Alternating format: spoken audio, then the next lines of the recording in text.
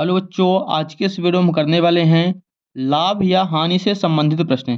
सो बच्चों, आपको वीडियो शुरू से लेकर लास्ट तक वॉच करना है, तभी आपको लाभ और हानि से संबंधित सारे के सारे जो डाउट हैं वो क्लियर हो पाएंगे। सो बच्चों, यहाँ पे देखिए प्रश्न एक है हमारे सामने।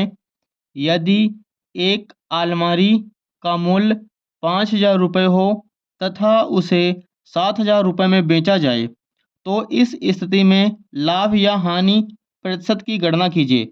सो बच्चों, इस तरह के प्रश्न में सबसे पहले हमें लिखना है दिया है। यहाँ पे दिया है अलमारी का मूल्य, जिसे बोलते हैं क्रय मूल्य। तो यहाँ पे लिख लेना हमें अलमारी का क्रय मूल्य बराबर 5,000 रुपये। इसके बाद देखिए बच्चों, यहाँ पे दिया है तथा उसे 7,000 रुपये में बेचा जाए। बेचना मतलब होता है विक्रय मूल्य। क्रय मूल्य के बाद दिया है अलमारी का विक्रय मूल्य। तो यहाँ पे हम लिख लेना है अलमारी का विक्रय मूल्य बराबर 7,000 रुपये। क्लियर है बच्चों यहाँ तक? अब देखिए यहाँ पे 5,000 रुपये में खरीदा और 7,000 रुपये में बेचा, मतलब कि उसे क्या हुआ, लाभ हुआ। तो यहाँ पे हमें लाभ का फॉर्मूला लगा देना है।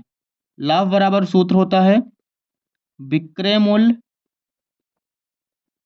माइनस क्रय मूल्य। लाभ बराबर विक्रय मूल्य माइनस क्रय मूल्य।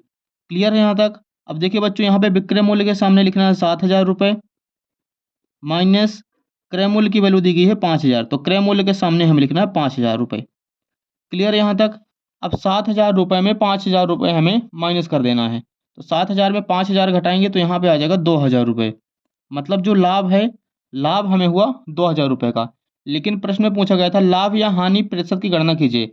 मतलब कि यदि लाभ होगा तो लाभ ज्ञात करना है और हानि होगी तो हानि प्रतिशत ज्ञात करना है। तो हमारे सामने हुआ है लाभ, तो अब निकालना है लाभ प्रतिशत।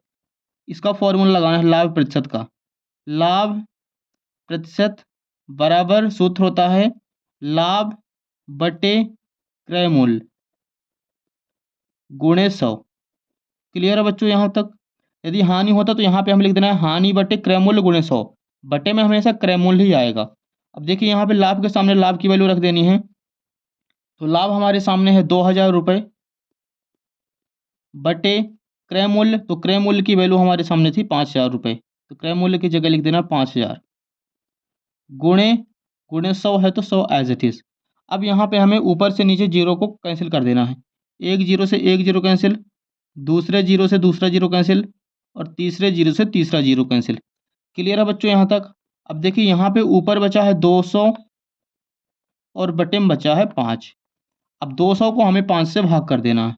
200 भागे 5, तो यहाँ पे भाग करेंगे तो 5 चौको 20 और एक जीरो तो एक जीरो यहाँ पे आ जाएगा। तो 200 को 5 से यदि भाग कराएंगे तो यहाँ पे आ जाएगा 40%। तो बच्चों जो लाभ है वो 40% का हुआ है।